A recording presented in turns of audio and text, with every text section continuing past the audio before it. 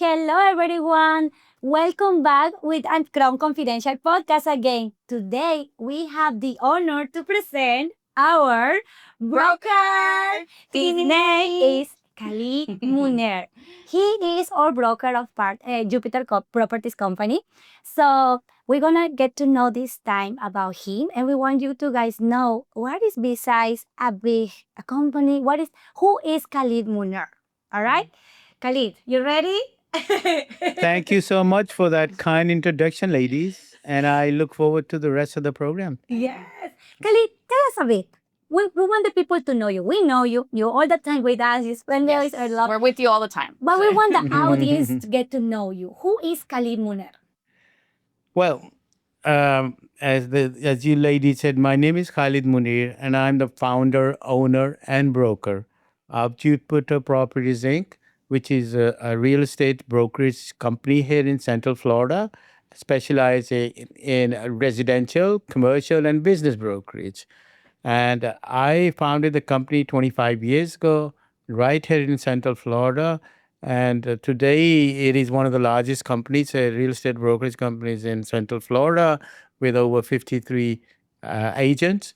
Some of them are specializing in subjects like mitigation land in the USA, specializing in the hospitality industry, on hotels, sales of restaurant, etc.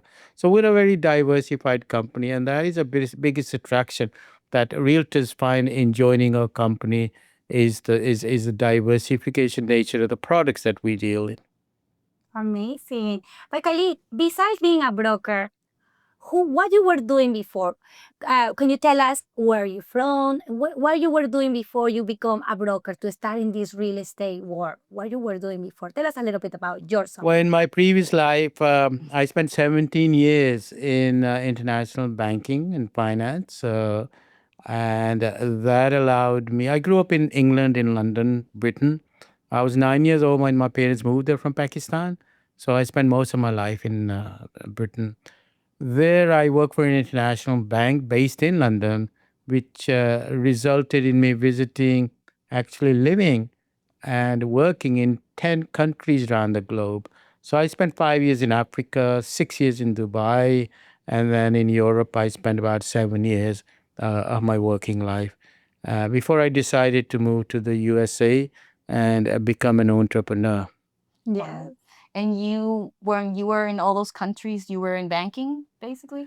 Yes, my profession has always been banking ever since I graduated from Birmingham University in England, not the Birmingham in Alabama, but the one in Britain, the original one. And so I took up the career in international banking because I always wanted to travel the world and see the world and experience the culture, not only just to visit as a tourist, but actually live and assimilate and understand the culture of people around the world. So it was a great experience. I finished up visiting over 60 countries around the globe. Wow. And travel is still a passion. So whenever I get an opportunity, I go through my bucket list, the countries that are left, and try and cover all of them. It's funny. My target is to go to about 100 countries. Oh, wow. How many you are right now? Right now, I've been 60. Wow. So I think I still have time. Mm-hmm. You do. And it's funny because every time I tell you, oh, I went here, I went there, you're like, oh, I used to live there, or I used to live. So But he you've speaks been foreign around. language too, Yeah. you know, when he started talking Dubai here, Pakistani, India, even he knows Spanish too. Yes. Like, oh wow, Khalid is, I told you, Khalid, every people like you've been teaching me a lot. You are my main mentor. He's literally my angel since the day one. Like, you know, he totally changed my life. What I will do without my Khalid, there is no words I can express how grateful I am and all the people that met you. Because besides me working as a real estate, he's the person who helped me in everything. And there is so many things that I could say that I cannot express in just 1 minute. But yeah, I'm so proud to be part of this company. And every time I help Khalid and he take a call and all the stuff, I just get impressed. He always says it's about to understand the culture because that's how you're gonna get. And yeah, Khalid, besides you been doing banking, and then you become broker. Why did you decide to build this empire that you're doing right now? Well, in anything that you do, you got to have some goals in life. And whatever goals you have to be passionate about what you're doing. So whatever you do, you got to assimilate that passion inside you. Mhm. So you see and breathe through that one lens. So to me, real estate brokerage was a natural a natural next step to my background in finance, banking, and finance. And my company specializes on business brokerage and commercial real estate. Because if you have a background in banking and finance and in numbers, it is natural progression for you to specialize in something to do with commercial real estate and business brokerage, because that area requires a deep knowledge of numbers, a deep knowledge of the cash flow and accounting, etc., etc. So it helps you to be successful in commercial real estate and business brokerage. If you have that kind of financial background, then you can utilize your knowledge and your abilities to the full. And what made you, after visiting all those countries, what made you come to Orlando and open a brokerage here, basically? Like, out of all the places that you could have done it. Well, we visited, I remember back in 1986, I was living in Dubai working for a bank, and it was my son's fifth birthday. We bought, me and my wife and my son, we brought him over to Disney because he wanted to come and visit Disney. Kids at an early age, when you see Mickey Mouse and so on, all they're interested after that is going to Disney and actually going to Magic Kingdom and all the other theme parks that we have. So we visited back in 1986, and then my wife loved the place, and she said, "Oh, I love to move here one day in the future and bring up the children, etc., in this very rich and friendly environment." So after that, I think she started praying every day, and here we got back in 1991. The bank I was working for was restructuring and downsizing, and I thought this an excellent opportunity to take my savings and money and invest it here and settle down. And that's how I finished up here in Palm Coast first, and then eventually Orlando. Nice. So I've been here 34 years in the area. And you've had other businesses, right? Before, I know that you mentioned that you had a couple other Well, businesses. yeah, when we come as first generation immigrants to the United States, we Pakistanis and people from Asia, they tend to be very entrepreneurial. They have this entrepreneurial spirit inside them. They want to own their own business, and they want to get a business where the whole family can contribute. So that entrepreneurship spirit was in me also. So I got an opportunity. When we come here, we always start with something like a small business, like a gas station, convenience store, or a dry cleaning. And that's exactly how I started when I came to this country, with a gas station, and then slowly progressed to other businesses, and then eventually to my real estate brokerage company. Just a small business, a gas station here, a Just a dry small, cleaner that's here. it. Yeah. But And Khalid, we know this market. How is this? Now we're going Mhm. deep in a little bit into real estate. The market we know, everybody knows who the market right now in Orlando, Florida, Central Florida. What would you say to the people that are looking at us right now? What advices would you give us right now to the people that are doing real estate there, and they see other people also that are trying to get a new home or trying to invest in something? What is a recommendation would you give in this market, in this situation? Well, whatever happens, there's always opportunities. I always tell my realtors that there's always a need for somebody to buy a house, somebody to sell a house. A couple is getting married, so they need to probably renting, they need to buy a house together. A couple is getting divorced, they need to sell a house and move. The children are growing up, so the couple need a bigger house because each of the child, he needs a separate room. And then your children have all gone, they need a smaller. So there's always that aspect in the real estate, which makes it keep the turnover is always there. So apparently we've seen a lot of structural changes over the years. And one of those structural changes with the new Gen Z generation, the age of the first time home buyers compared to where it was in my generation has gone up for 32, which was the average age for a first time home buyer, to over 40 now. So there is a change in attitude, change in the new generation, what they want and how they're going to handle their future. But markets right now are a little slow, but this is a natural adjustment, which takes in the real estate market every 6 or 7 years. For example, between 2020 and 25, the real estate market went up by 50%, which is very unnatural because the increase in prices in a natural market should be only between 3 to 4%. Right. So even say if you take it, the increase should have been 4% per annum, which means they should have gone up only by 20%. Yet they went up by 50%. So what you're seeing right now is that a 30% adjustment in the prices that to make the market to where it should be. On the other hand, when you see markets coming down and adjusting to the circumstances, to the economic situation, like the trade business cycle, it takes a while for them to recover. We're not going to see a recovery in the market tomorrow or the day after tomorrow.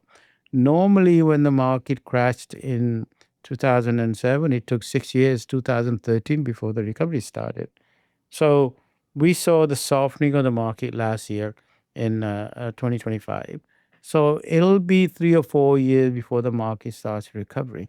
That does not mean there is no activity. There is plenty of activity right now because when the market is down, then you get investors coming in and you get a first time home buyers who are waiting for the market to come down. So it's aligned, they're able to get a mortgage in alignment with their current earnings, etc., and the ratios. So I see a lot of opportunities in these markets. You also get, from a business brokerage point of view, when there's a recession in the economy, then you all get a lot of people getting laid off, and then they're getting a golden handshake of $200,000-300,000, and they're thinking, you know what, I better find a small business before I blow this money. So they're also looking for business opportunities. And at the same time, the business owners who've been in business 20, 30 years, they're facing a cash squeeze. The bank is not lending them money, etc. The banks are pretty tight on the credit situation. So they say, you know what, I've been in the business 30 years. Why don't I just sell out and take a retirement plan or something? So you got the buyers on one side who are getting laid off from their jobs with a cash lump sum, and you got sellers, the business owners on the other side who are fearing liquidity squeeze because of the tightening of credit in the economy. And it's a perfect match. And your job as a business broker is to match them. Right, right. And then now what I've seen and what a lot of news articles are saying is that a lot of baby boomers are retiring, right? So they're selling their businesses, they're selling their big homes, and that's a big opportunity for the new generation to come in and purchase those businesses. Are you seeing that a lot? Yeah, well, right now, if you have a breakdown of wealth in this country, I believe something like 30% of the wealth is owned by the baby boomers 70 plus, Wow. right? Now, one of the problem there is for them is they've had these not so sexy businesses like plumbing and air conditioning and heating and so on, where they made their fortunes, and they don't have anybody in the family to continue those businesses which they built up over the 30, 40, 50 years. They are not sexy enough for the next generation, not because they just want something that they can handle on the internet, etc. Right, like some So AI business or something. exactly. So now you have a situation where these businesses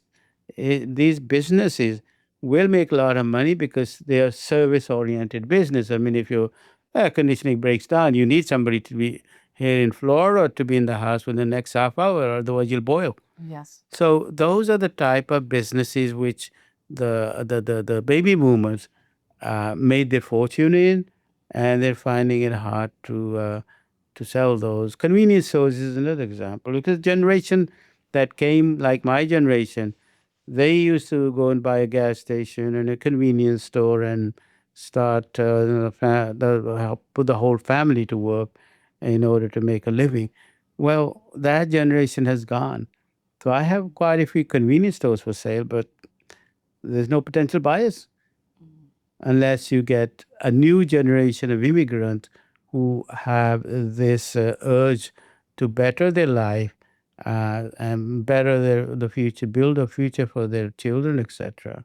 And they can start off from the bottom and work their way up. And I know that you mentioned that new buyers, like first-time home buyers, they're aging at 40 years old now, like to purchase a home. Average home buyer. Averaging, like, what about the businesses? What age are you seeing that people are actually like waking up and saying, "Hey, I want to buy a business," if they're buying a home at 40?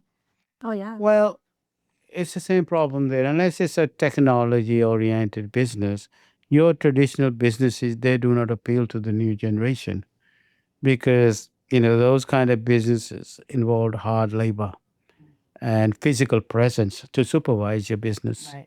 So, with the new generation, Gen Z and so on, they're not willing to do that. So that's why we are seeing a lot of these businesses are still there. There is no turnover anymore. I mean, I went to see a couple of my clients who wanted to have their businesses sold. I had somebody who wants to sell his business, and they are basically the sell men's clothing, etc., and men's and ladies' clothing, and it's very hard to find a match for a buyer. They've had their business for 30 odd years. So to find somebody who is still believes in the old crafts, like shoe repairs, etc., they're all dying professions. Right, right. Wow. Because on the other hand, when I was talking to the client, and uh, the business was done because everybody's just buying it buying all the stuff on Amazon. Yeah. Online. Yeah. Everything is online. Yeah. Khalid, people already know you in Central Florida.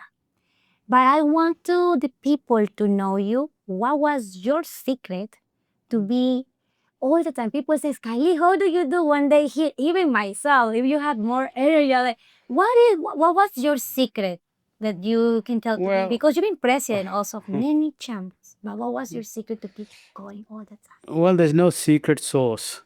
There is. I mentor a lot of youngsters, and I always tell them that make sure there are three things that are important for you to be successful in life. And the first is you got to have a good education, and number two is hard work. Now you can't substitute those two things. They are the basic ingredients for your success. But the third thing, which is will put it all together, is really networking, because networking takes you to a level where your face recognized. Yes. People know you who you are because if people see you over and over and over again, sometimes I see people 6 times before they ask you, well, I've seen your rant, but what do you actually do? Right. So I don't push my profession on people. I let it go in a much natural way. But it's very important, and that is one of the things I think with the new Gen Z, they like to go to a social environment and so on. So, Kelly, I moved to your company, right, as a realtor to your brokerage because you are one of the few companies that will allow us as realtor to sell commercial property as well as residential, but also business brokerage. And I know that's very rare, especially here in Central Florida, to have an office that we can come to, talk to a broker that is actually available, that can text you or call you, and you're there for us. What made you be a broker and then also a business broker, not just for residential, which is an easier field?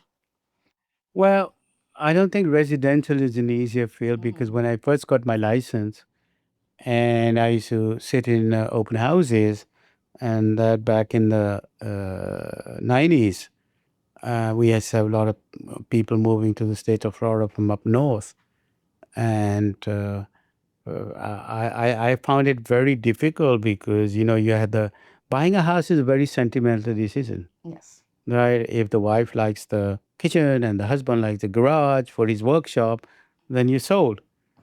But for both of them to agree on those points was difficult. The wife didn't like the bedroom, etc. So when I first entered the business, I lasted about a year in the residential. And that was a time also when there were very few business brokers here in Central Florida that used to specialize on gas stations, convenience stores, those type of dry cleaning, those type of businesses, because everybody was doing residential.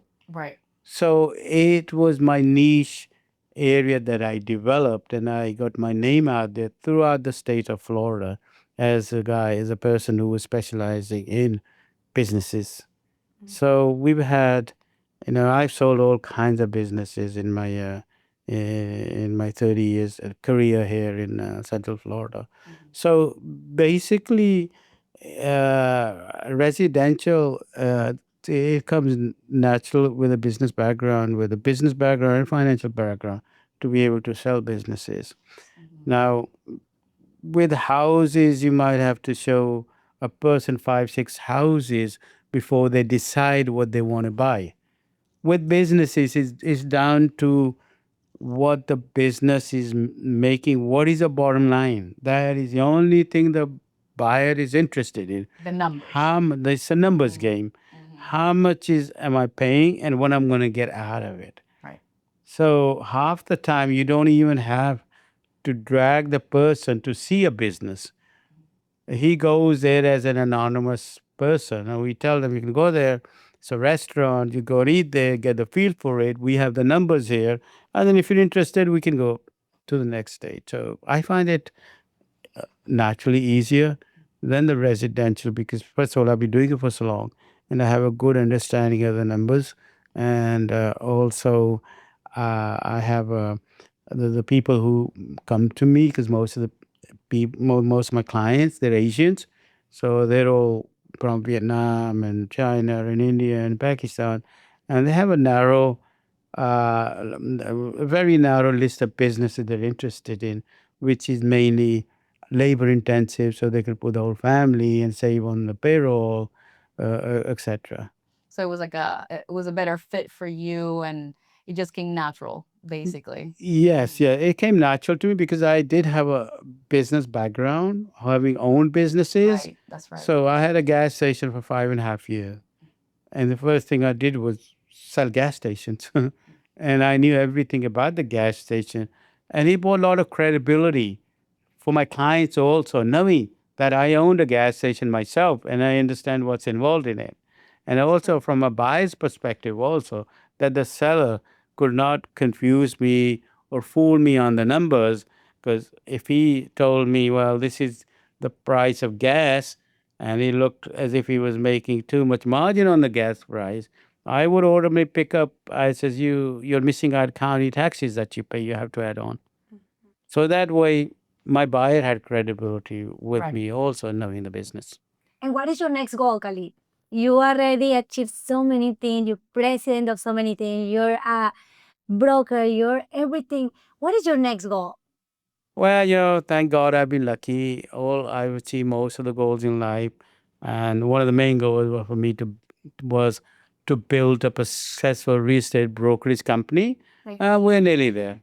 We're nearly there. We no, have we a have a target. lot of Yeah, a lot of lot of realtors. realtors and different culture. That's something that it makes different to the company because I've been seeing there is brokerage outside, just Spanish people or just the company of Jupiter Properties is everyone. It's a little bit of un poquito. Un poquito de Un todo. poquito de todo, like a Little bit of little bit everybody. of different cultures. So if a client can come to here when they walk to the office, they can find any type of realtors.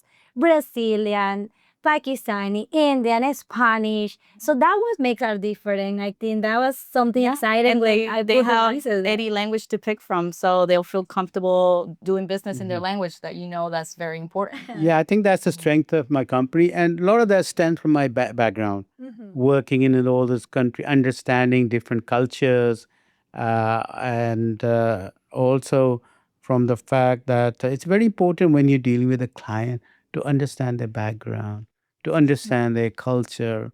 You know, if you have a Chinese client and you're going to show him a house which goes nine, and nine, I think, is death in their culture, they're going to think you're trying to kill him. So, these little points, it's like when I used to go to the Middle East to sell Central Florida real estate, I used to have the title of broker on my business cards. And then one day I realized what exactly a broker is, which translated into their language meant, it meant, what you call it, uh, a pimp. Yes. So, Yes. And all the so when time I have went the one over of there, I was not building. expecting they used to that have a one. big smile on his face, and so that was So Every time I do another business kind of card, he's broker. like, So make sure says us broker. What is Khalid? You always put a like broker, and what else you want me to put next to that? Broker when we do business cards. You yes, say you just don't want it to be broker because president. Yeah, I see you. president. Yeah. And I'm like, So- but Khalid, this is broker. No, put a president there too. And now makes sense because he deals with many people around the world that Yes. you gotta be clear. You gotta on be, it. yes, exactly. Yeah, your titles are very important when you're dealing in Asia and the Middle East, because they want to make sure that they're dealing with somebody in the equivalent status. So always when you're going to those countries, make sure you have either a CEO or president in your after your name. So because that's the first impression. It's a good business card with a proper title. So that's And what's an advice that you would give to realtors that are starting new in this market? well, my advice to them that this is a marathon and it's not a sprint. Rome wasn't built in one day. So you got to understand, educate, you attend as many real estate courses as you can, read a lot, see what's happening in the market, get a mentor who's been in the business for a while because that will save you a lot of headaches, etc.